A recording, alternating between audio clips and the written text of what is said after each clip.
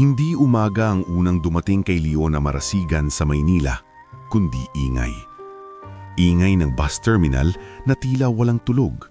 Sigawan ng mga konduktor na parang laging nagmamadali ang mundo at halimuyak ng usok na kumakapit sa damit kahit ilang linggo mo pang labhan. Nakaupo siya sa dulo ng upuan, yakap-yakap ang lumang backpack na halos himulmol na ang zipper. Sa loob nito, may dalawang damit. Isang maliit na sobre ng resume na piniprint lang niya sa computer shop sa kanto at isang larawang kupas na kinuha pa noong buhay si Mang Erning, ang tatay niyang minsang nangakong hindi niya hahayaang magutom ang pamilya. Pero gutom ang unang kumatok sa sikmura niya. "Miss, gusto mo? Mainit pa." Alok ng tindera ng pandesal na may dalang basket. Payat ang babae, mga 50 na, pero matalas ang mata at malambing ang boses. Umiling si Leona at ngumiti ng pilit. "Salamat po, mamaya na lang." Ang totoo, ayaw niyang gumastos ng kahit piso. Yung natitirang pera niya ay dapat tumagal kahit 3 araw. Pamasahe, pagkain at kung sakaling kailangan niyang magbayad sa pagpaprint ulit ng papel. Bago siya umalis ng probinsya, tinignan niya ang palad niya na may lumang piklat sa gilid ng hinlalaki. Alaala ng panahon na ang kamay na to ay sanay humawak ng karatigi at kumuyom ng kamao para sa medals, hindi para sa pamasahe.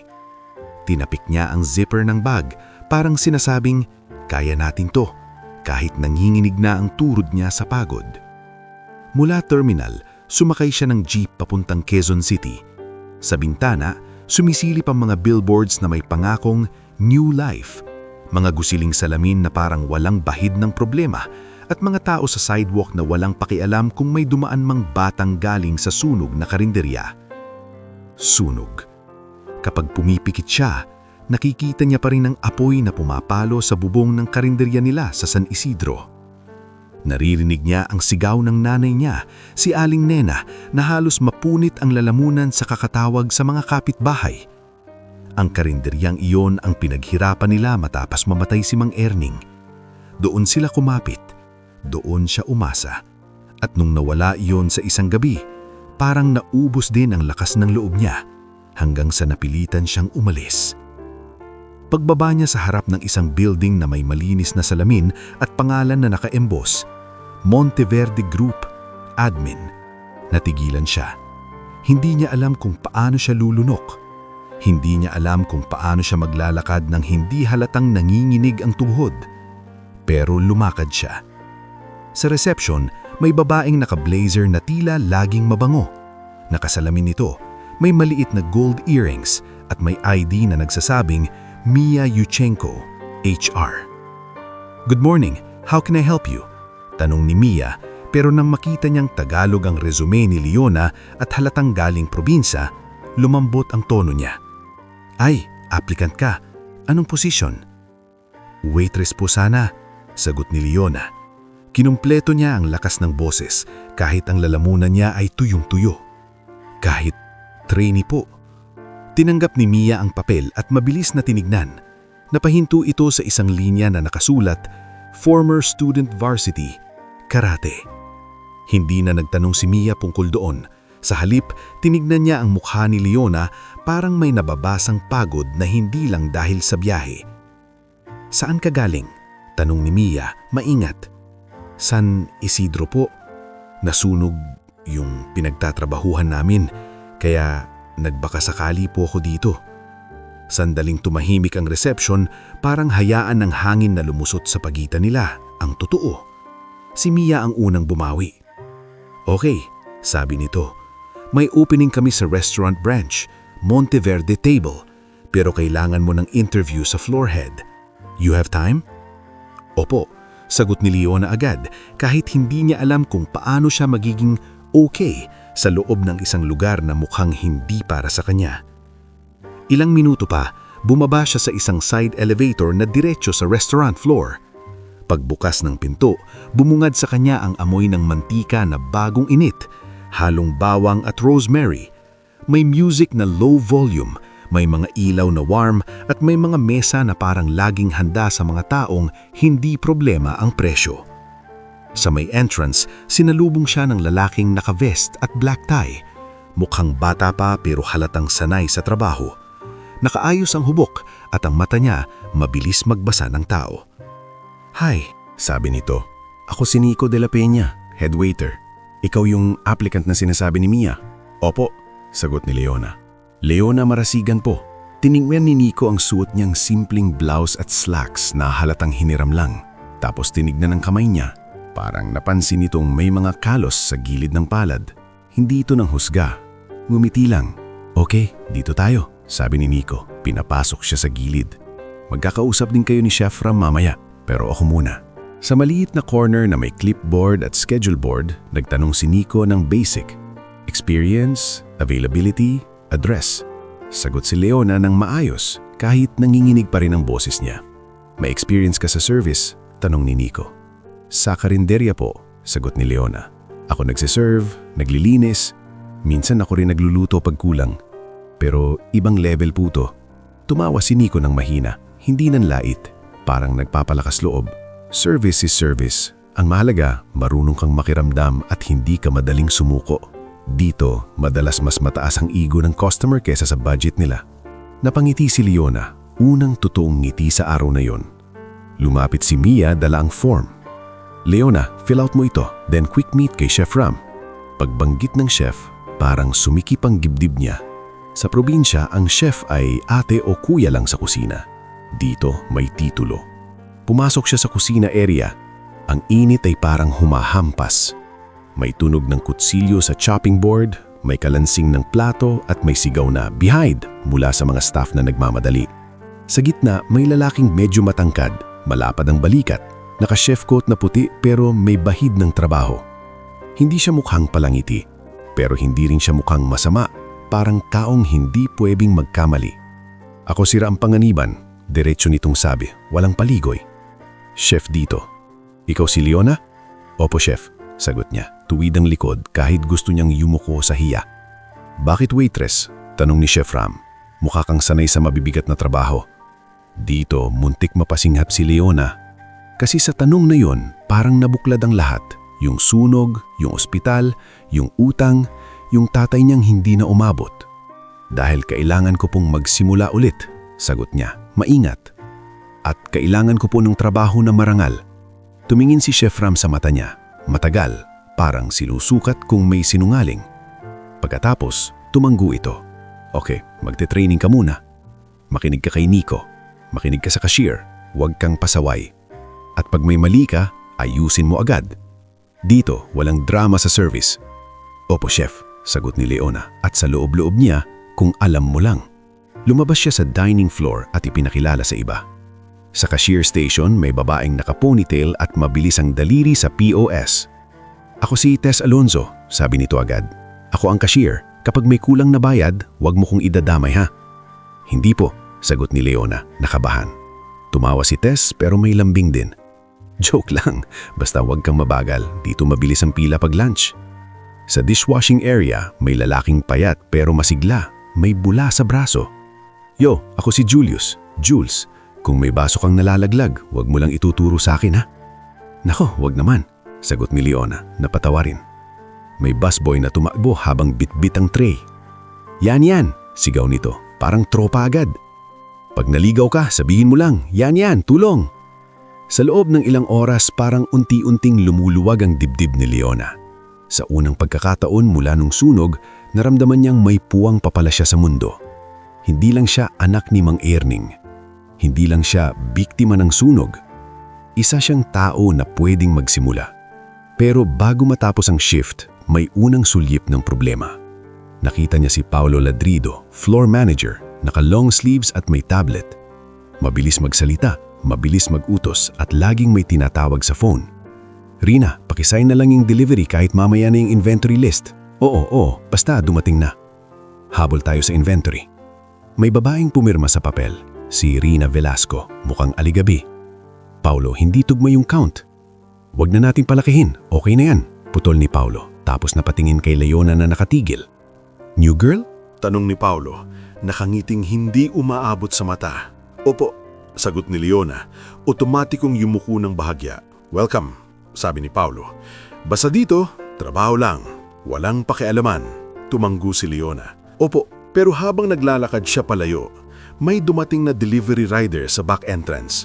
Si Dado Magsino, ayon sa ID tag niya. Nag-abot ito ng maliit na sobre kay Paulo. Mabilis, parang sanay. Akala ni Leona, resibo. Pero nakita niyang hindi papel ang laman.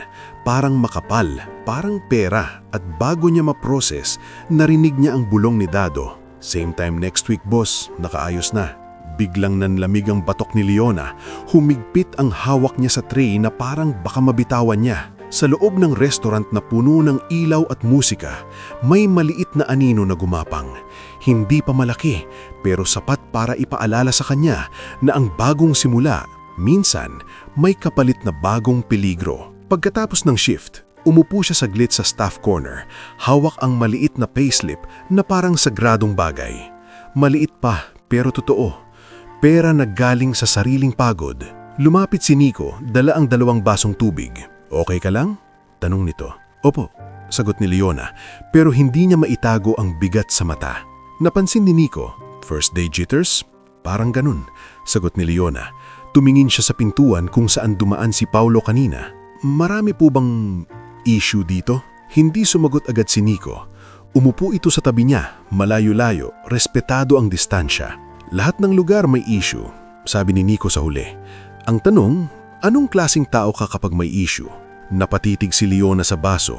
Sa tubig na malinaw, nakita niya ang sarili. Pagod pero hindi nawasak. May lihim siyang hindi pwedeng ilabas. Hindi dahil kahihiyan, kundi dahil ayaw niyang bumalik sa buhay na kailangan niyang lumaban palagi. Ako po, dahan-dahan niyang sagot. Gusto ko lang mabuhay ng tahimik. Tumanggo si Nico, parang naiintindihan. Sa Maynila, mahilap yan, pero hindi imposible. Sa labas, umiihib ang hangin ng gabi at sa unang pagkakataon, kahit may kaba, si Leona ay umuwi sa maliit na inuupahan niyang bed space na may dalang kakaibang pakiramdam. May bukas pa pala, may pagkakataon pa pala. At habang pinapatay niya ang ilaw, bumulong siya sa sarili, halos parang panata. Hindi ako babalik sa dati, kahit anong mangyari. Hindi agad nakatulog si Leona Marasigan noong gabing iyon. Kahit nakahiga na siya sa manipis na foam sa bed space na amoy Fabcon at lumang kahoy, bumabalik pa rin sa kanya ang eksenang nakita niya sa back entrance. Si Dado Magsino na parang sanay mag-abot ng sobre, si Paulo Ladrido na parang sanay tumanggap, at yung bulong na same time next week. Sa kisame siya nakatingin, nakikinig sa tunog ng electric fan na parang hinihiwa ang hangin. Sa kabilang kama, may babaeng nagte-text, si Jessa Anuevo, bed space mate niyang call center agent na laging nakapulupot ang earphones. Uy, Ate Leona, bulong ni Jessa, hindi tumitingin. Hindi ka pa rin tulog? Hindi pa, sagot ni Leona, pilit pinapakalma ang dibdib. First day lang kasi, normal, sabi ni Jessa. Dito sa Maynila, pag di ka abado, baka ikaw yung problema. Napatawa si Leona ng mahina pero hindi tuluyang nawala ang bigat. Ayaw niyang magduda agad. Ayaw niyang maging tao na laging naghahanap ng masama. Pero may mga bagay na hindi mo pwedeng i-unsee, lalo na kung gutom ka sa seguridad, hindi lang sa pagkain. Kinabukasan, bumalik siya sa Monteverde table ng maaga. Hindi pa bukas ang dining, pero sa loob, kumikilos na ang kusina at ang mga staff. Pumasok siya sa locker area at sinuot ang uniform. Puting polo, itim na apron. Pagkakabit niya ng apron, parang may pumipigil sa kanya na huminga ng malalim, parang sinasabing, trabaho lang. Sa schedule board, nakita niya ang pangalan niya, Leona, trainee, AM shift. Sa gilid, may note na sulat ni Nico de la Peña, shadow test for POS flow, observe service pacing. Lumapit si Nico de la Peña habang hawak ang clipboard. Good morning, ready? Opo, pinagmasdan siya ni Nico saglit. Mukhang puyat, konti lang po. Okay, basta pagpagod ka, mas madali kang magkamali. Mag-ingat, tumanggo si Leona. Opo. Sa cashier station, si Tess Alonzo ay nakasimangot na parang nakikipag-away sa computer. Leona, dito ka, tawag ni Tess, mabilis ang kilos. Tingnan mo to. Yung POS minsan naglalag pag sabay-sabay ang transactions. Dapat marunong ka mag-scan ng order slip at mag-double check ng table number. Kapag mali ka, ikaw ang hahabulin ng customer, hindi ako. Gets ko po, sabi ni Leona, nakatutok sa screen. Habang tinuturuan siya ni Tess ng flow, napansin ni Leona ang mga maliliit na bagay. May mga voided transactions na hindi klaro ang dahilan, may mga discount na walang supporting note, at may isang table na lumalabas sa system kahit wala namang customer. Bakit po may table 17 dito parang naka-open? Tanong ni Leona. Napatingin si Tess at mabilis niyang pinindot ang ilang keys. Ay, yan. Minsan ginagamit yan pag may staff meal. Basta wag mo nang pakialaman. Si Paolo nag-aayos niyan. Si Paolo na naman. Tanghali, dumami ang tao. May 2 office groups na nag-lunch meeting, may magjowang nagda-date, at may isang matandang babae na dumating na may payong kahit walang ulan. Si Lola Cora Villanueva. Pagpasok nito, parang lumambot ang aura ng buong dining. Andito na ang paborito kong staff, sabi ni Lola Cora kay Nico. Nico, anak, yung usual ko at gusto ko ng extra ginger. Opo, Lola Cora, sagot ni Nico, halatang sanay. Napansin ni Lola Cora si Leona at kumaway. Ikaw yung bago. Opo, sagot ni Leona, lumapit ng magalang. Leona po. Nako, sabi ni Lola Cora, tumanggo-tanggo. Mukha kang mabait. Huwag ka lang papayag na abusuhin ka dito. Maraming tao sa mundo. Malakas ang loob mangapak. Hindi alam ni Leona kung bakit, pero tinamaan siya. Parang may nanay o lola na biglang humaplos sa sugat na matagal niyang tinatago. Ngumiti siya. Salamat po. Habang nagsuserve siya, dumating si Captain Ruel Manansala. Barangay captain na parang lahat kilala. May kasama itong 2 lalaki, si Sir Jumari Pineda at si Kuya Boyet Araulo. Mga negosyanteng laging may hawak na folder.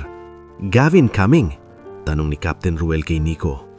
Busy po si Sir Gavin, but operations head Miss Carmela might drop by. Okay, sabi ni Captain Ruel. Napatingin siya kay Leona. Bago ka? Opo, Captain, sagot niya. Nagulat na kilala na siya agad. Welcome. Dito, safe dapat. Pag may napansin kang kakaiba, magsabi ka. Seryoso ang tono nito, parang may alam. Bago pa siya makasagot, sumigaw sa kusina si Chef Ram. Order up, table 12. Tumakbo si Yanyan Corpus bitbit ng tray, muntik bumangga kay Leona. Sorry ate, ang bilis nila na yun. Okay lang, sagot ni Leona, umiwas. Habang abala, biglang may komosyon sa bandang VIP corner. Isang babae na nakadress at may mamahaling bag ang nakasimangot, nakataas ang kamay na parang tatawag ng guard. Excuse me, sigaw nito. I ordered the salmon medium well and this is practically raw. Lumapit si Leona, kasama si Nico. Ma'am, sorry po, we can replace na. Don't sorry me, putol ng babae. And who are you? The new girl? You don't even look trained. Ramdam ni Leona ang pang-iinsulto pero hindi siya gumanti. Pinili niyang tumingin sa mata ng babae ng kalmado. Ma'am, I understand your concern, sabi ni Leona mahinahon. Let me coordinate with Chef Ram for an immediate replacement. We'll prioritize your order. Napatingin ng babae. Parang nainis lalo sa pagiging kalmado ni Leona. Fine, but I'm timing you. Pagbalik nila sa kusina, sumimangot si Chef Ram habang tinitignan ng plato. Hindi raw medium well. Medium well to. Lumapit si Leona, hindi nakikialam sa cooking, pero may tact. Chef, baka po sensitive lang si ma'am. Baka gusto niya well done talaga. Tumingin si Chef Ram sa kanya, parang sinusukat kung nagpapabango lang siya. Pero tumanggo rin. Okay, gawin nating well done. Pero sabihin mo sa kanya, next time, specify. Opo, sagot ni Leona. Habang ginagawa ang replacement, narinig niya sa gilid ang usapan ni Rina Velasco at isang lalaking supplier rep na unang beses niyang nakita, si Glenn Ortega. Nakapolo ito na may logo ng supplier. Rina, kulang yung pirma mo dun sa receiving. Sabi ni Glenn, halatang kinakabahan. Paulo said okay na, sagot ni Rina. Saka ang dami kong ginagawa. Pero may mga item na hindi naman talaga dinala. Mahinang sabi ni Glenn, mabilis tumingin sa paligid. Nanlaki ang mata ni Leona. Hindi dinala? Napatingin si Rina kay Leona, parang nabigla. Ha? Wala kang narinig ha? Trabaho mo lang table mo. Umatras si Leona, pero hindi na mawala sa isip niya yung sinabi ni Glenn. May item na hindi dinala. Pagbalik sa dining, naayos ang reklamo ng VIP customer. Nagpasalamat pa ito kay Nico, pero kay Leona, cold pa rin ang tingin. At least you did something right, sabi nito, sabay alis ng tingin. Pagkatapos ng lunch rush, umupo si Leona sa staff corner, humihinga ng malalim. Lumapit si Jules Sarmiento, may hawak na baso ng tubig. Ate Leona, bulong ni Jules, ayos ka ha, di ka nagpanik dun kay Ma'am Arte. Sanay lang, sagot ni Leona, hindi sinasadyang lumabas ang tono na parang may ibang training. Ngumiti si Jules, basta ingat ka dito. Dito, hindi lang customer ang problema. Napatingin si Leona sa kanya. Anong ibig mong sabihin? Nagkibit balikat si Jules, halatang ayaw magsalita. Wala, basta. Pero bago pa mawala si Jules, dumating si Mia Yuchenko, hawak ang papel. Leona, may papapirmahan ako sa'yo, standard onboarding. Also, naputol si Mia nang dumaan si Paulo, may kausap sa phone. Oo, next week, same time. Saglit nagtagpo ang mata ni Leona at ni Paulo. Mabilis, pero sapat para maramdaman ni Leona ang babala. Pag-alis ni Paulo, napabuntong hininga si Mia. Ay, ang gulo ng operations lately. Mia, maingat na sabi ni Leona. Normal po ba yung may mga deliveries na minamadali? Yung pirma, ganun? Napatingin si Mia, parang nabigla sa tanong. Bakit? Wala po, mabilis na sagot ni Leona. Nagtatanong lang po ako para hindi ako magkamali. Tumango si Mia, pero halatang may iniisip. Just focus on your training. Let the managers handle that. Pero sa loob-loob ni Leona, kung yung managers mismo ang problema, sino ang mag-handle? Pag-uwi niya sa bed space, nadatnan niya si Jessa na kumakain ng instant noodles. Ate, kain! Alok ni Jessa, sabay abot ng tinidor. Ngumiti si Leona at tumanggap. Salamat. Habang kumakain, biglang tumunog ang phone niya. Unknown number. Saglit siyang nagdalawang isip, pero sinagot niya. Hello? Isang pamilyar na boses ang sumagot. May halong pananakot at pamilyar na yabang. Leona, ako to, si Berto. Naninigi ang kamay ni Leona. Berto, paano mo nakuha number ko? Madali, sagot ni Berto marasigan, tumawa ng mababa. May mga taong nakakakilala sa'yo. Narinig ko, nasa Maynila ka na. Wow ha, sosyal. Anong kailangan mo? Tanong ni Leona, pilit pinipigilan ng boses na mabasag. Kailangan ko ng pera, diretso ni Berto. At saka ayokong marinig ng nanay mo na, alam mo na, yung nangyari noon, yung gulo. Nanikip ang dibdib ni Leona. Yung lumang insidente na pilit niyang tinakpan. Yung gabing napilitan siyang lumaban para ipagtanggol ang sarili. At halos siya pa ang lumabas na masama dahil may koneksyon ng kabila. Wala akong pera, sabi ni Leona. Meron ka, sagot ni Berto. May trabaho ka na.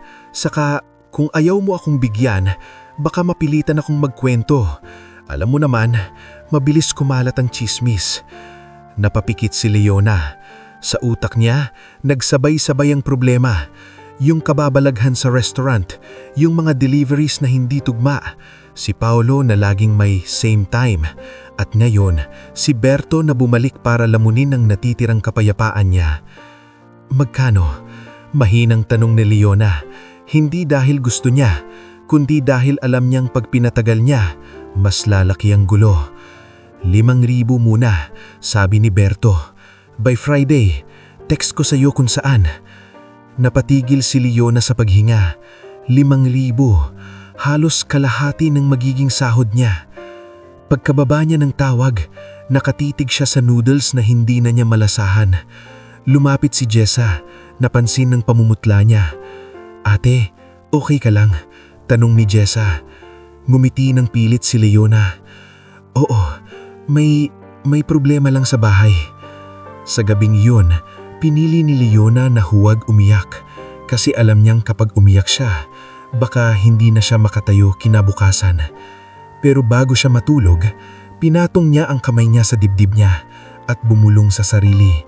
Mas seryoso kaysa kahapon. "Leona, kailangan mong maging matalino, hindi lang matapang." At sa labas ng bintana, ang Maynila ay patuloy na umiilaw. Maganda sa malayo, pero punong-puno ng bitak kapag nilapitan. "Leona, kailangan mong maging matalino, hindi lang matapang." Iyon ang huling bulong ni Leona sa sarili bago siya tuluyang nakatulog. At kinabukasan, parang sinadya ng mundo na subukin kung may saysay ba ang panatang iyon. Biyernes na, araw ng sahod. Araw rin na hinihintay ni Berto Marasigan ang 5,000 piso na sinabi niyang muna.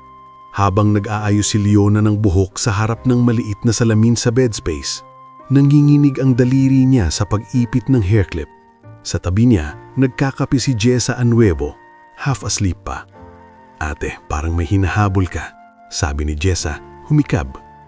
"May aasikasuhin lang," sagot ni Leona, pilit pinipino ang boses.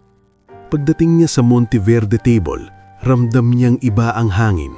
Hindi literal, kundi yung pakiramdam na may mga taong nagmamadali, may mga tinging hindi nagtutugma, at may mga kilos na parang may iniingatan.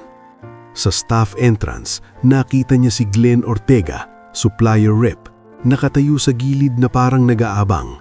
Namumula ang mata, parang ilang gabi ring puyat. "Leona," mahinang tawag ni Glenn nang magkasalubong sila. Nagulat si Leona. "Kuya Glenn." Mabilis tumingin si Glenn sa paligid bago lumapit ng bahagya. "Pwede ba kitang makausap saglit, kahit 1 minute lang?" Nag-alinlangan si Leona. Hindi siya sanay makialam, pero naalala niya ang sinabi ni Captain Ruel. "Pag may napansin kang kakaiba, magsabi ka." "Sandali lang po," sagot niya. Sa gilid ng hallway, nagsalita si Glenn ng halos pabulong. "May delivery mamaya. Late. Hindi normal. Sabi nila, urgently stuck. Pero hindi tugma yung item list." At, "Paulo?" Putol ni Leona, hindi sinasadyang lumabas. Tumanggo si Glenn, halatang kabado. "Oo, at may mga taong kasama. Hindi ko kilala. Hindi sila usual helper. Leona, hindi ko alam kung anong nangyayari pero ayokong madamay. May anak ako." Nanlamig ang batok ni Leona.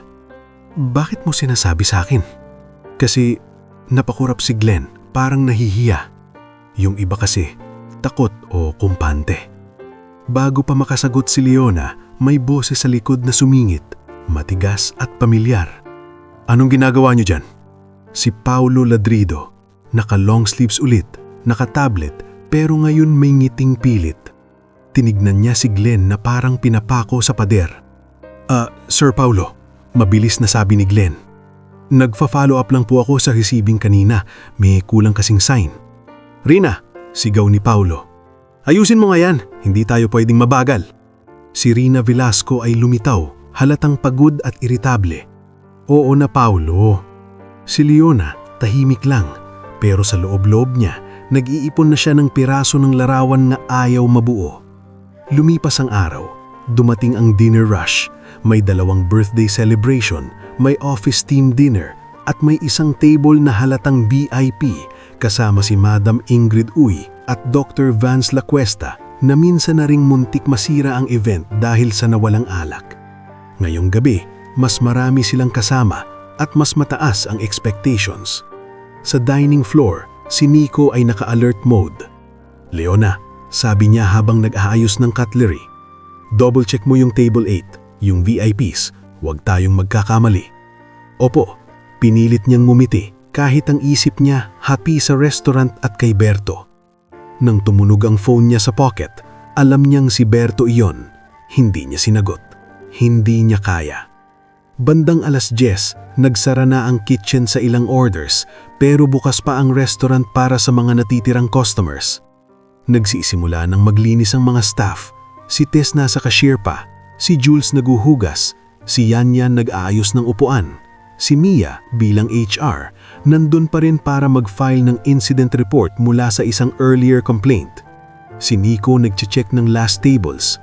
At doon nangyari ang biglang pagdilim.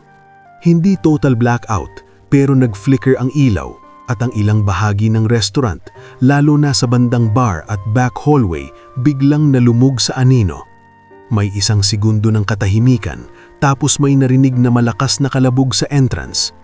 Lahat sa baba! Sigaw ng isang boses, mababa at puno ng utos. 4 na lalaki ang pumasok, naka-hoodie, naka-face mask. Ang isa, mas malaki ang katawan, may peklat sa kilay. Siya ang nanguna. Sa kamay niya, may patalim na kumikislap sa natitirang ilaw. "Huwag kayong gagalaw, sino man ang sisigaw, sasaksakin ko," sigaw niya. Si Tess napasigaw sana pero natigilan sa takot. Si Jules may hawak pang plato, biglang napaupo sa sahig. Si Yanyan na dati laging joker, nanlaki ang mata na parang batang nawalan ng boses. "Vault, POS, bilis!" utos ng leader. "Ikaw," tinuro niya si Nico, "saan ang susi ng backroom?" Si Nico nanginginig pero pinilit maging calm. Wala akong susi." "Sinungaling!" sigaw ng lalaki at itinulak si Nico. Tumama ang balikat nito sa counter. Sa gilid, nakita ni Leona si Paulo. Nasa may office door, parang nagkakataong nandun. May kamay itong nakataas, kunwari hostage. Pero kakaiba ang tingin niya, hindi puro takot. Parang may inaasahan. At sa mismong sandaling iyon, nakita ni Leona ang isa sa mga magnanakaw na lumihis papunta sa storage hallway, doon kung nasaan si Mia. "Miss Mia!" tawag ni Leona, pero huli na. Hinila ng lalaki si Mia sa braso, madiin, parang gamit lang. "Sumama ka dito, dali." Napahiyaw si Mia. "Aray, please!" Tumigil ang mundo ni Leona. May bahagi sa kanya na gustong sumunod sa utos. Humiga, maghintay, mabuhay. Pero may isa pang bahagi, mas luma, mas sanay, mas disiplina kaysa takot, ang bumangon. Dahan-dahan siyang tumayo. "Hoy!" sigaw na ng lalaki. Nakita siyang nakatayo. "Baba!" Hindi sumagot si Leona. Lumapit siya ng maingat, kamay nakataas, parang sumusuko. Pero ang bigat ng paa niya ay eksaktong nakapwesto, parang may rhythm na tinuturo ng coach noon. "Kuya, huwag niyo po siyang saktan," sabi ni Leona, kalmado, boses na hindi nanginginig. "Tumahimik ka!" sigaw ng lalaki at inangat ang patalim. At doon, sa pagitan ng isang saglit, kumilos si Leona. Hindi ito yung eksenang pang-movie na maraming sipa at suntok. Hindi. Realistic ang kilos niya. Mabilis, direkta, kontrolado. Iniiwasan niyang manakit ng sobra. Ang una niyang ginawa, hinawi niya ang pulso ng lalaki palayo sa katawan ni Mia. Isang mabilis na block na parang reflex. Kasunod, hinila niya si Mia pabalik. Inilagay sa likod niya. Ang patalim, sandaling nawalan ng linya. "Anong?" gulat ng lalaki. Bago pa nito maibalik ang patalim, tinapik ni Leona ang forearm nito. Isang strike na sapat para mangalay ang kamay, hindi para mabali. Bumagsak ang patalim sa sahig na may tunog na kumalansing, parang kampanilya ng babala. Narinig ng lahat. "Put!" mura ng leader sa entrance. "Sino yan?" Si Chef Ram sumilip mula kusina, may hawak na malaking sandok na parang sandata. "Leona!" Si Tess napasigaw. "Anong ginagawa mo?" Si Leona hindi sumagot.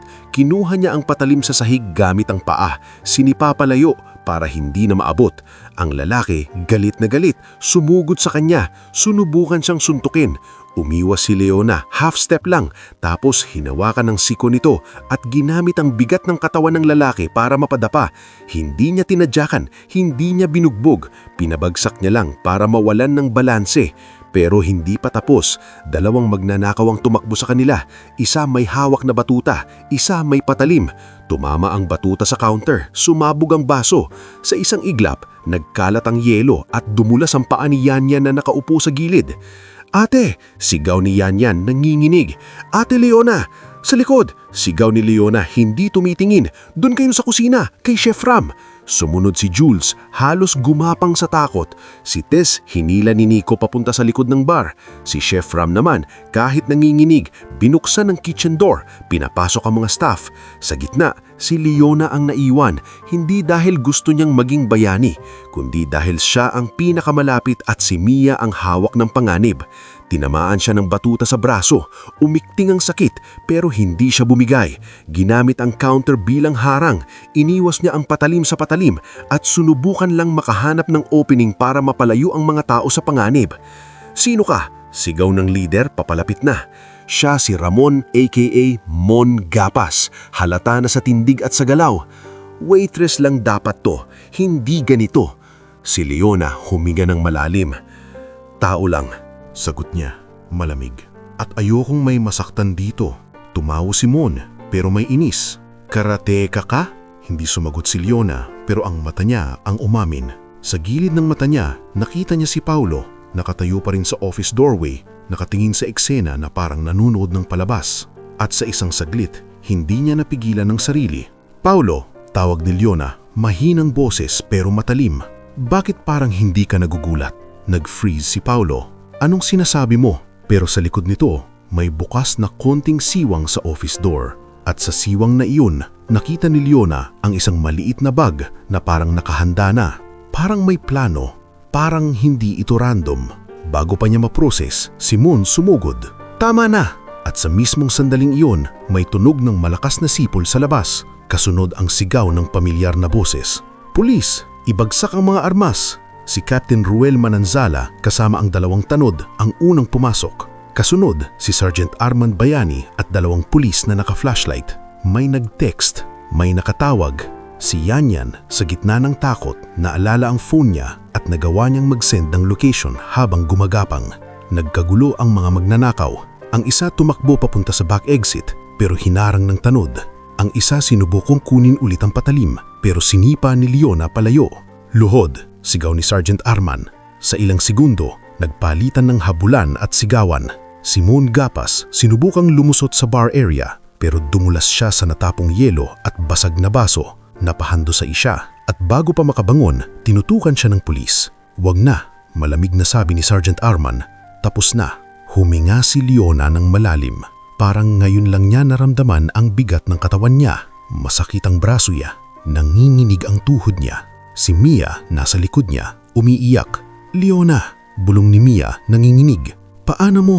Hindi sumagot si Leona. Kasi sa sagot na yon, nandun ang lihim na ayaw niyang ikalat. Pero huli na. Dahil habang kinukuha ng pulis ang CCTV, habang kinakausap si Nico at si Tess, habang sinisilip ni Chef Ram ang basag na baso at halos mangiyak sa galit, biglang tumuro si Captain Ruel kay Paulo. Ikaw?"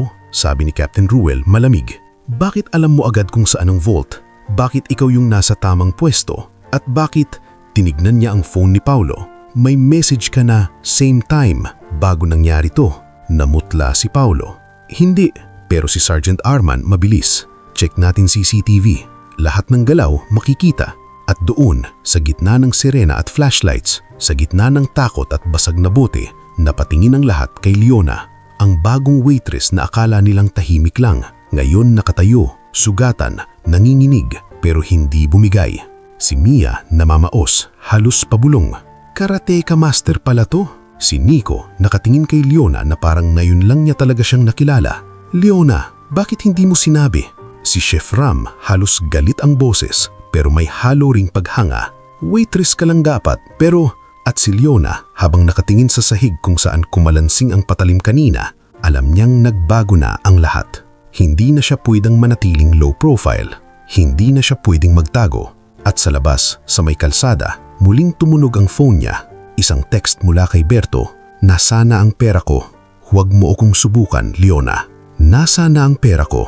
Huwag mo akong subukan, Leona." Nakatingin si Leona sa text na iyon, parang may dumudugundong na bato sa dibdib niya. Sa harap niya, nagkakagulo pa rin ang Monteverde table. May pulis na kumukuha ng statement, may staff na umiiyak, may basag na bote sa sahig, at may amoy ng natapong alak na humahalo sa amoy ng disinfectant na minamadaling ipahid ni Yanyan.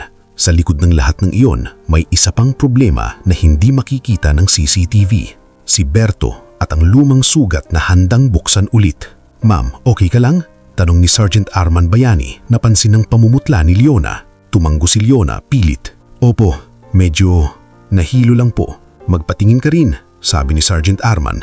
"May pasa ka sa braso." Sa gilid, lumapit si Captain Ruel. Seryoso ang mukha. "Leona, salamat. Kung hindi dahil sa'yo, baka may nasaktan." Hindi alam ni Leona kung anong isasagot. Ayaw niya maging sentro. Ayaw niya maging usapan. Pero huli na, dahil si Tess habang nagpupunas ng luha, paulit-ulit na sinasabi, "Grabe ate, parang pelikula." Si Jules nanginginig pa, "Ate Leona, hindi ka tao." Si Nico tahimik lang pero ang mata puno ng tanong. Si Chef Ram galit na galit sa nangyari pero halatang may respeto na sa kanya. At sa bandang office, nakaupo si Paulo Ladrido. Posas ang kamay, nakasandal sa upuan, pawis na pawis. Si Rina Velasco naman umiyak sa gilid, hawak ang cellphone niya na parang hinihintay ang tawag ng kung sino mang mas malaki sa kanya. Lumabit si Carmela Sison, operations head, na dumating na mabilis matapos tawagan ng security. Naka-blazer siya kahit gabi, buhok nakaayos, pero ang mata niya malamig. Hindi siya sumigaw, hindi siya nagdrama. Tumingin lang siya sa paligid, sa basag, sa mga staff, sa pulis at kay Paulo. "Tapos na?" tanong niya kay Sergeant Arman. "Ongoing investigation," sagot ni Sergeant Arman. "We're securing CCTV and statements. There's a strong lead na inside job." Sumingit si Captain Ruel. May messages siyang same time bago pumasok ang mga magnanakaw. Tahimik si Carmela. Lumapit siya kay Paulo at tumingin sa kanya na parang sinasabing, "Wala ka nang tatakbuhan." "Paulo," sabi ni Carmela, mababa ang boses pero may bigat, "inutusan ka bang gumawa nito o ikaw ang nagplano?" Napatawa si Paulo ng pilit pero halatang natatakot. "Miss Carmela, hindi ko alam sinasabi niyo." "CCTV will," sagot ni Carmela, walang emosyon. Pagkatapos lumingon si Carmela kay Leona. Sandaling nagtagpo ang mata nila. Sa unang pagkakataon, ramdam ni Leona na hindi lang siya waitress na tinitingnan, parang taong may halaga. "Leona Marasigan," sabi ni Carmela, binasa ang pangalan sa ID. "You did well, but you should get checked. Company will cover." Napatanggo si Leona. "Salamat po." Nang matapos ang initial statements, pinauwi muna ang staff. Si Nico ang naghatid kay Leona sa labas, may hawak na maliit na first aid kit. "May ice pack dito," sabi ni Nico. Inilagay sa braso ni Leona. "Masakit?" "Okay lang," sagot ni Leona. Pero sa totoo lang, hindi yung braso ang masakit, yung dibdib niya. Naglakad sila sa sidewalk. Tahimik ang gabi, pero ang ingay ng nangyari ay nasa tenga pa rin niya. "Leona," dahan-dahang sabi ni Nico, "bakit hindi mo sinabi kahit kanino na may training ka, na kaya mong ganun?" Huminto si Leona. Tumingin siya sa ilaw ng poste, parang doon siya humuhugot ng lakas. "Kung sinabi ko, mag-iiba ang tingin nila sa akin. Baka gamitin, baka pag-initan. Gusto ko lang magtrabaho. Gusto ko lang mabuhay." Tumanggo si Nico, parang naiintindihan kahit hindi niya alam lahat. Pero ngayon, alam na nila. "Oo," bulong ni Leona. "At yun yung kinakatakutan ko." Pag-uwi niya sa bed space, nakita niya si Jessa na nakaupo sa kama, hawak ang phone, wide-eyed. "Ate!" sigaw ni Jessa. "Trending ka! Sa neighborhood group chat, may nag-post daw na karate waitress saves restaurant. May video pa." Namlamig si Leona. "Ha? Paano?" "Ewan ko," sabi ni Jessa na mabilis mag-scroll. "Hindi klaro ang mukha mo pero halata." Tapos may nag-comment, "Monteverde table yan ah." Umupo si Leona, halos mawala ang hangin. Viral. Yun yung pinakaayaw niya. Dahil kung kumalat ang kwento, hindi lang ito aabot sa restaurant, aabot ito sa probinsya, aabot ito kay Berto, aabot ito sa mga taong matagal nang naghihintay ng butas para siraan siya. At tama nga, tumunog ang phone niya. Tawag. Berto. Hindi niya sinagot, pero sunod-sunod ang texts. Ikaw pala yung nasa video. Akala mo hindi kita kilala? Mas lalong kailangan mong magbayad. Kung hindi, ako mismo pupunta dyan at ikukwento ko sa lahat yung nangyari noon. Napapikit si Leona. Nararamdaman niyang bumabalik yung dating takot, yung dating kaba. Pero ngayong gabi, may iba siyang iniisip. Hindi na lang siya ang maaapektuhan. Kasama na si Mia, si Nico, si Tess, lahat sa Monteverde. Kung gagawa si Berto ng gulo, madadamay sila. Kinabukasan, weekend, pero pinatawag sila sa restaurant para sa debriefing at audit. Dagdating ni Leona, mas tahimik ang dining, pero may tensyon na parang nakabalot sa bawat upuan. Nandun si Gavin Monteverde. Nakawakas, ang milyonaryo at may-ari. Hindi siya mukhang artista, mas mukhang taong sanay magbasa ng problema. Simple ang damit, pero maayos. Tahimik ang tindig, pero may aura na hindi basta-basta. Sa tabi niya si Carmela, may hawak na folder. Nandito kayo dahil may nangyaring seryoso. Sabi ni Gavin, boses kalmado pero matigas. Una, nagpapasalamat ako na walang namatay. Pangalawa, sisiguraduhin natin na hindi na mauulit. Tahimik ang staff. Si Tess, hawak ang kamay ni Jules. Si Yanyan, nakayuko. Si Nico, tuwid ang likod. Si Chef Ram, nakasandal. Halatang galit pa rin sa nangyari. Tumingin si Gavin kay Leona. Leona, opo sir, sagot ni Leona, kabado. Salamat, sabi ni Gavin, direkta. Hindi ko kailangan ng detalye ng training mo kung ayaw mo. Pero kailangan kong malaman, handa ka bang tumulong para maging mas ligtas ang lugar na to? Nagulat si Leona. Hindi niya inaasahan ang tanong na iyon. Akala niya, sisermonan siya na delikado. Pero iba ang tono ni Gavin. Hindi pag-uutos, kundi pag-imbita. Bago siya makasabot, sumingit si Carmela. We're doing an audit. Lahat ng deliveries, receipts, voided transactions, susuriin. Rina and Paolo are already under investigation. There are also third-party links. Si Chef Ram, sumabog ang boses. Matagal na akong nagsasabi, may mali sa supply. Si Tess, umiiyak. Paolo kept telling me, normal lang yung table 17 open. Pinutol ni Gavin ang pagtaas ng emosyon. I know, that's on management. Pero ngayon, we fix it, one by one.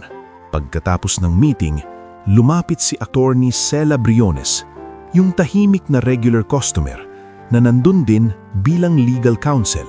Nakasuot siya ng simpleng blouse, pero yung titig niya parang nakakakita ng lahat.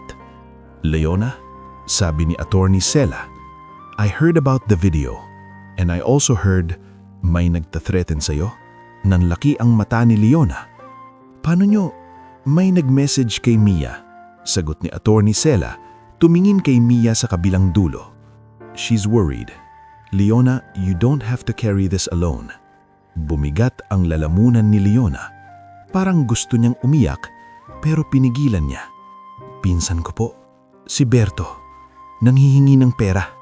Nananakot na ikakalat yung lumang nangyari. Tumunggo si Attorney Cela. We can handle that legally, but you need to document. Screenshots, dates, payment demands. Huwag pang magbibigay ng pera ng walang kasunduan. Dahil once you feed it, it grows. Sa gilid, lumapit si Gavin. Narinig ang huling linya. May nag-e-extort sa'yo? Nagulat si Leona. Sir, pasensya na po. Huwag kang mag-sorry. Putol ni Gavin, pero hindi galit. Kung staff kita, responsibilidad ko rin safety mo. Carmela, coordinate with Attorney Cela and Captain Ruel. Tumanggo si Carmela, mabilis. Yes. Nang lumabas si Leona sa restaurant matapos ang debriefing, may kakaibang pakiramdam sa dibdib niya. Hindi pa ito ginhawa, pero hindi na rin ito yung dating pag-iisa. Sa labas, Dumating si Captain Ruel. May dalang maliit na notebook. "Leona," sabi niya, "bigay mo sa akin yung pangalan at number. Kung kinakailangan, barangay assistance, police blotter, we can do." Tumanggo si Leona. "Opo, Captain." Habang isinusulat niya ang number ni Berto, napansin niyang nanginginig pa rin ang kamay niya. Pero hindi na ito yung takot na wasak.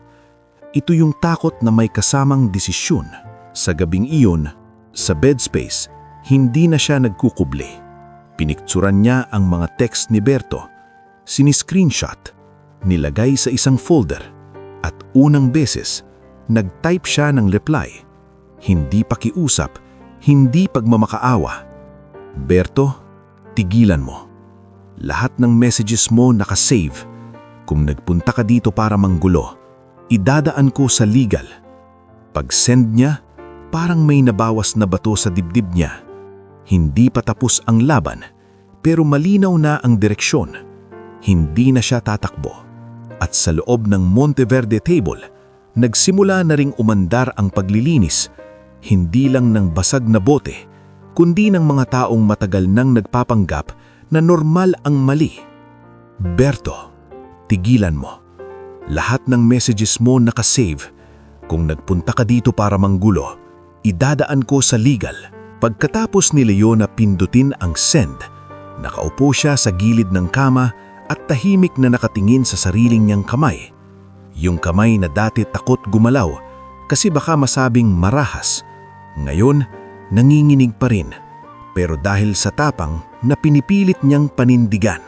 Sa kabilang kama, si Jessa Anuevo ay nakahiga, nag-i-scroll ng phone. "Ate, ang lakas mo ha? Kung ako yan, baka umiyak na lang ako." Ngumiti ng mahagya si Leona. "Umiyak ako, pero sa loob lang.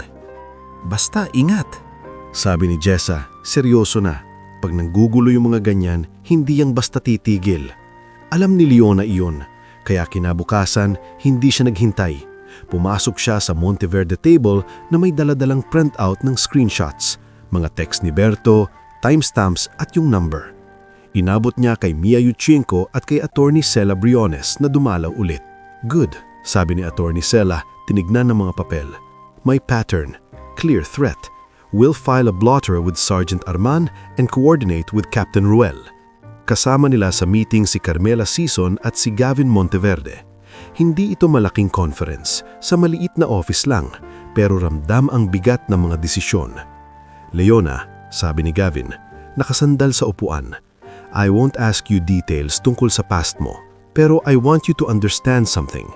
Hindi mo kasalanan kung may taong ustong manggipit, pero may responsibilidad kami na tulungan kang protektahan ang sarili mo." Tumanggo si Leona. "Salamat po, sir. Ayoko lang ng gulo sa restaurant." "Which is why we handle it properly," singit ni Carmela. "Security will be briefed and will limit access to staff data." Pagkatapos ng meeting, naglabas si Carmela ng audit summary. Dito unti-unting lumitaw ang kabuuan. Si Paulo Ladrido at Rina Velasco ay matagal nang naglalaro sa ghost deliveries, ginagamit ang receiving signatures at fake item lists para magmukhang pumasok ang stocks kahit wala. Ang sindikatong konektado kay Mon Gapas ang kumukuha ng cut kapalit ng pananakot. Si Dado Magsino, ang rider, naging tagapamagitan. At habang lumilinaw ang lahat, lumalalim din ang pagbabago sa loob ng Monteverde table.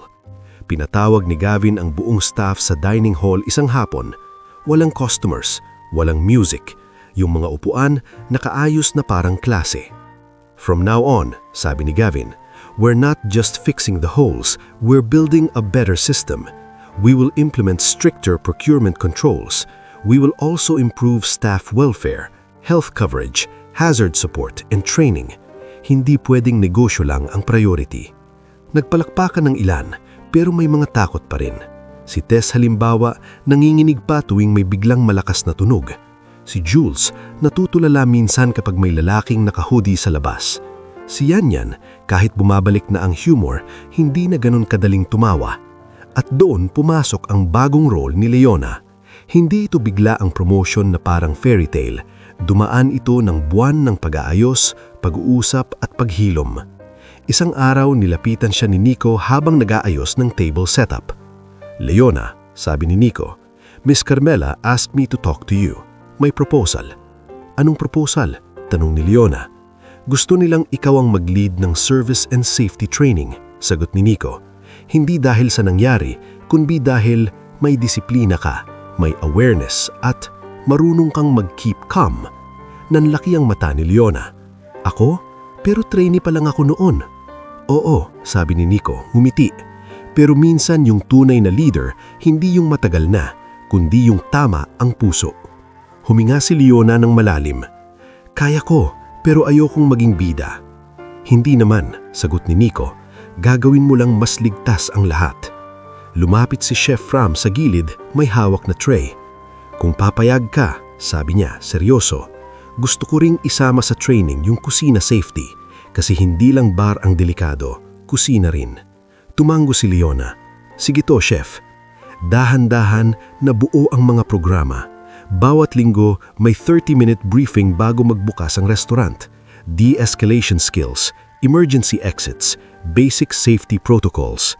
Hindi ito karate class, ito ay realistic. Paano mag-respond ng hindi nagiging bayani? Paano magbigay ng signal? Paano mag-prioritize ng tao kesa sa gamit? Sa paglipas ng mga buwan, bumalik ang customers. Si Lola Cora mas madalas na bumibisita at tuwing nakikita si Leona, laging may daladalang papel. "Anak," sabi ni Lola Cora, "may kakilala akong foundation. Baka gusto mong mag-apply ng training grant. Hindi para yumaman, kundi para dumami ang taong matutulungan mo." "Lola," sabi ni Leona, "hindi ko po alam." Hindi mo kailangang alam lahat, kailangan mo lang magtiwala na may bunga ang kabutihan. Samantala si Julius dahil sa scholarship na inalok ni Gavin, nakapasok sa culinary short course. Si Chef Ram ang unang nagbigay sa kanya ng chef knife set. Hindi mamahalin pero simbolo. "Jules," sabi ni Chef Ram, "hindi ito regalo, pananagutan ito. Huwag mong sayangin." "Opo, Chef," sagot ni Jules halos maiyak. Si Tess naman dumaan sa counseling. Dito pumasok si Father Inigo Lontok na inimbitahan ni Mia dahil napansin niyang kailangan ng staff ng emotional support, hindi lang policies. "Hindi kahinaan ng matakot," sabi ni Father Inigo sa group session. "Kahinaan ng magkunwari na okay ka habang nadudurog ka." Tahimik si Leona sa session na iyon, pero ramdam niyang unti-unti niyang tinatanggap na hindi niya kailangang maging perfect para maging matatag. Pagdating ng ikalawang taon, mas malaki na ang pagbabago. May transparency report na silang ipinapaskil sa staff board, procurement updates, supplier verifications, incident protocol. Si Glenn Ortega, dating supplier rep na natakot, naging whistleblower. Lumipat siya sa mas maayos na kumpanya, pero paminsan-minsan bumibisita pa rin sa Monteverde table. "Salamat," sabi ni Glenn kay Leona minsan habang umiinom sila ng tubig sa staff area. "Kung di ka nagtanong noon, baka tuloy pa rin yung kalokohan." "Hindi ako ang dahilan," sagot ni Leona. "Kayo yung nagsalita." "Kailangan din ng tao na marunong makinig," sagot ni Glenn.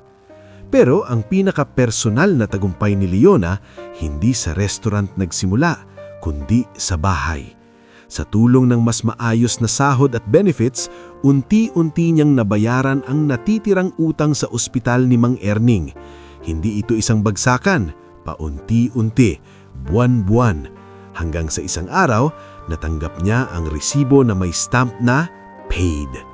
Umuwi siya sa bed space na nanginginig ang kamay, hawak ang papel.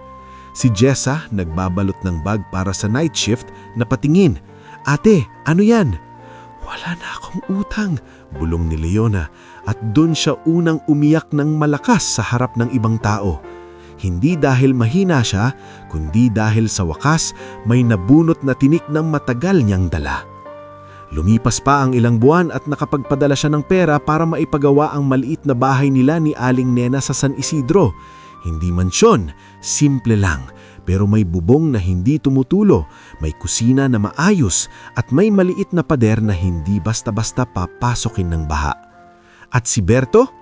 Hindi siya tuluyang naglaho, pero hindi na siya nakakapangibabaw. Dahil matapos ang blotter at ang pag-warning ni Captain Ruel at Sergeant Arman, tumigil ang texts. Nabalitaan ni Leona na si Berto ay nadamay sa isang kaso ng panloloko sa probinsya. Hindi siya naging higanti ni Leona, resulta lang ito ng sarili niyang gawain. Isang gabi, bago mag-anniversary ang Monteverde Table, tinawag ni Gavin si Leona sa office. "Leona," sabi ni Gavin, "2 years ago, you came here looking for a job. Now, you're part of what makes this place strong." "Sir," sagot ni Leona, kabado pa rin kahit sanay na siya. "Ginawa ko lang po yung tama." "Which is rare," sabi ni Gavin, ngumiti ng bahagya. "So, we're creating a program, Second Chance Crew, for applicants with difficult backgrounds, training, stable work, and support. Mia will lead HR, Carmela will handle ops, but we want you as co-lead for training." Napakapit si Leona sa upuan. "Sir, bakit ako?" "Because you know what it means to start over," sagot ni Gavin. "And you didn't use your strength to dominate, you used it to protect." Sa anniversary night, muling napuno ang restaurant. May music ulit, may ilaw ulit, pero ngayon mas maliwanag ang pakiramdam.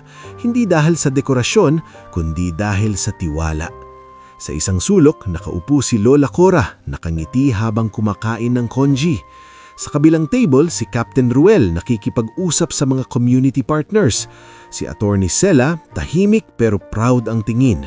Si Chef Ram abala sa kusina, pero paminsan-minsan sumisilip at tumatango kay Jules na ngayon ay assistant cook na. Si Tess mas matapang na, sumisigaw na ng next sa cashier nang walang panginginig. Si Yanyan balik joke na ulit, pero mas may lalim ang tawa. At si Leona, suot ang apron, nakatayo sa gitna. Hindi natakot sa spotlight, pero hindi rin hinahanap ito. Tumanggap siya ng tray. Lumapit sa isang bagong trainee na halatang kinikinabahan. "Relax," Sabi ni Leona sa trainee na si Maris Fajardo, isang solo parent na bagong pasok. "Hinga ka. Kaya mo? Hindi ka nag-iisa dito." Nakangiti si Maris. "Ate Leona, salamat po." Sa dulo ng gabi, nag-speech si Gavin sa harap ng staff at ilang regulars. "May mga negosyo na yumayaman dahil sa takot," sabi ni Gavin. Malinaw ang boses. "Pero gusto kong yumaman ang lugar na to dahil sa disiplina at malasakit. At kung may taong nagpapaalala sa amin yan, si Leona Marasigan." Nagpalakpakan ang lahat. Namula si Leona, halos gusto magtago, pero tumingala siya at sa palakpak na iyon, hindi niya narinig ang paghamak. Narinig niya ang pagtanggap. Lumapit si Nico at bumulong. "Hindi na tahimik yung buhay mo, ano?" Ngumiti si Leona. Mahina pero buo. Tahimik pa rin. Sa loob, kasi alam ko na kung sino ako. At habang pinapatay ang mga ilaw pagkatapos magsara, nakatingin siya sa restaurant na minsang naging lugar ng takot, ngayon naging lugar ng bagong simula para sa marami. Sa wakas, ang kwento niya ay hindi na umiikot sa sunog, sa looban o sa lihim niyang karate. Umiikot na ito sa bunga, sa pag-ahon, sa pagtutuwid, at sa mga taong natutong maniwala ulit.